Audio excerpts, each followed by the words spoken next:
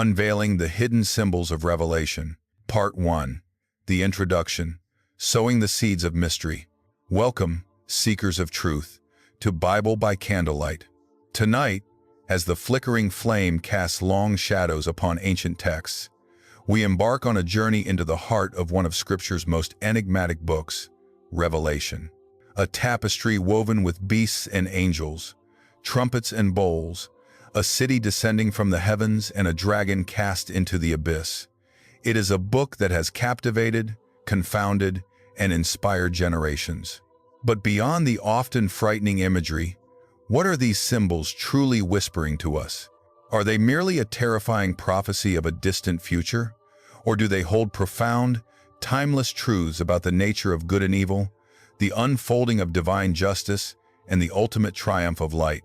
Join us as we endeavor to decode the hidden language of Revelation, peeling back the layers of its potent symbolism to uncover the enduring messages intended for all who seek understanding. Part 2. The Journey of Deep Discovery. The Historical and Cultural Crucible, a world on the brink. To truly grasp the symbols of Revelation, we must first immerse ourselves in the tumultuous world from which it sprang. Written by John, likely while exiled on the island of Patmos, around 95 AD, Revelation was not penned in a vacuum. It emerged from a crucible of intense persecution under the Roman Emperor Domitian, who demanded to be worshipped as Dominus et Deus, Lord and God. Christians, refusing to compromise their faith, faced ostracism, torture, and death. This was a world where imperial power loomed large, where pagan cults flourished, and where the faithful felt like a beleaguered minority. Consider the early Christian communities, scattered across Asia Minor, facing immense pressure to conform. How does one maintain hope when surrounded by such overwhelming darkness? How does one find courage when facing the might of an empire? Revelation, then, was not merely a detached prediction of the future. It was a pastoral letter, a prophetic drama designed to offer comfort, warning, and encouragement to a suffering church. It utilized a genre known as apocalyptic literature, common in Jewish tradition, which often employed vivid, symbolic language to reveal divine truths about history and destiny, especially during times of crisis. This context is paramount. Without it, the symbols risk being stripped of their immediate and urgent meaning for the original audience. Decoding the sacred tapestry, unraveling the scriptural threads. Now, let us turn our gaze to the symbols themselves, recognizing that each is a thread in a grander design. Revelation is replete with numbers, colors, animals, and cosmic events, each carrying a specific weight of meaning. The number 7, for instance, recurs throughout the book.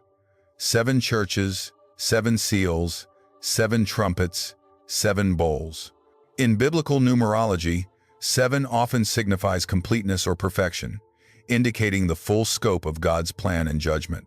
It speaks of divine totality, from the creation week to the consummation of all things. Then there are the beasts. The beast from the sea, Revelation 13:1-10, with its 10 horns and 7 heads, blasphemous names, and dragon-like authority, is a chilling figure.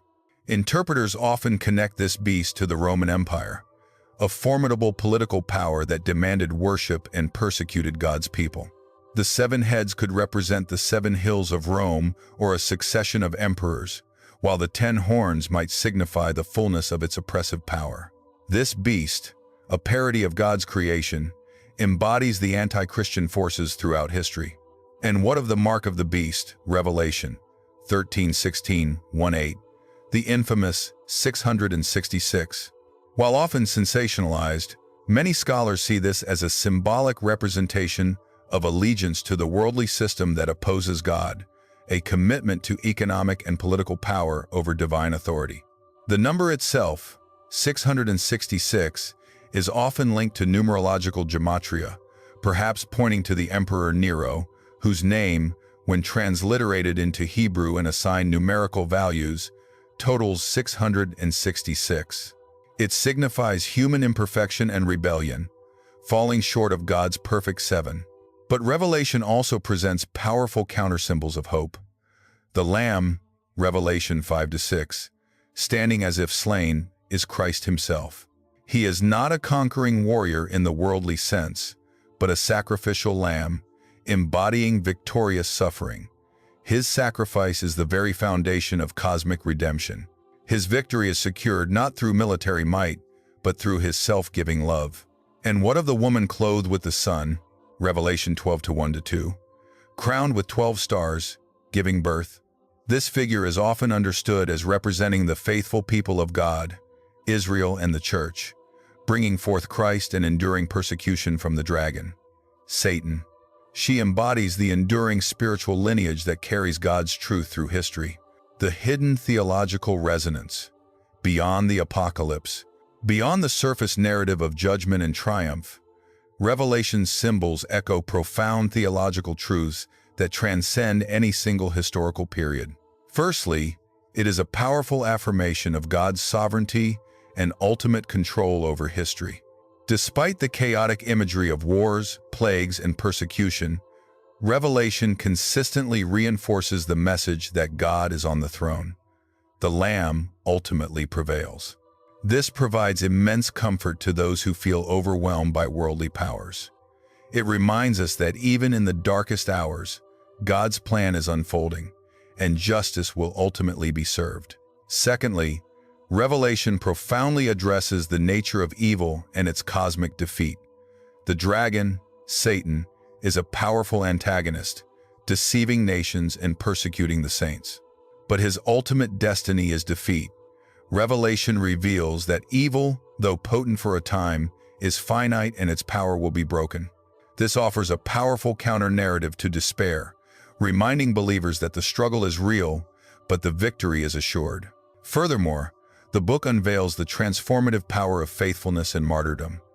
The saints who persevere through tribulation, even to death, are not forgotten. They are honored, clothed in white robes, and stand before the throne of God. Revelation exalts those who choose loyalty to Christ over worldly compromise, showing that their suffering has eternal significance and leads to ultimate vindication. It calls for unwavering commitment in the face of adversity. Controversies and diverse interpretations. A labyrinth of views. It is precisely the rich symbolism of Revelation that has led to a labyrinth of interpretations throughout history, often generating fervent debates among scholars and believers. One primary point of contention is the timing of its fulfillment. Preterism views most, if not all, of Revelation's prophecies as already fulfilled in the 1st century AD, primarily through the destruction of Jerusalem in 70 AD and the fall of the Roman Empire. Historicism sees Revelation as a symbolic outline of church history from the 1st century until the Second Coming. Futurism, perhaps the most popular contemporary view, interprets most of the book's prophecies, especially from chapter 4 onward, as yet to be fulfilled, describing a literal end-time scenario.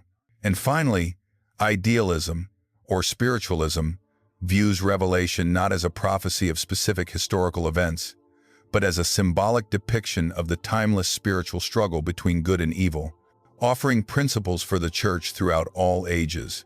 Each of these approaches offers compelling arguments, often highlighting different facets of the text. For instance, a preterist might see the beast as undeniably Rome, while a futurist might interpret it as a future global totalitarian power. These differing perspectives underscore the multi-layered nature of prophetic literature and the ongoing human attempt to discern God's message across millennia. It reminds us that humility is essential when approaching such profound and enigmatic texts, acknowledging that perfect understanding often remains elusive. Part 3. The conclusion, the eternal echo. Tonight, we have journeyed through the intricate tapestry of Revelation, moving beyond its surface terrors to glimpse the profound truths embedded within its symbols. We have seen how the historical context of persecution shaped its urgent message, how numbers, beasts, and heavenly figures articulate divine sovereignty and the ultimate triumph of Christ, and how its enduring theological resonance speaks to the nature of evil, faithfulness, and God's unwavering plan. The symbols of Revelation are not meant to merely frighten or to satisfy our curiosity about the future. Instead, they are a powerful call to faithfulness in a world often hostile to God. They are a reminder that even in the darkest night, a radiant city awaits, a Lamb reigns supreme, and tears will ultimately be wiped away. As the candle burns low, casting its final glow, consider this. What does the unyielding promise of Revelation, that God ultimately prevails and justice will triumph, truly mean for how we live, hope, and endure in the present moment? What hidden symbols might we be overlooking in our own lives, waiting to reveal the eternal story within?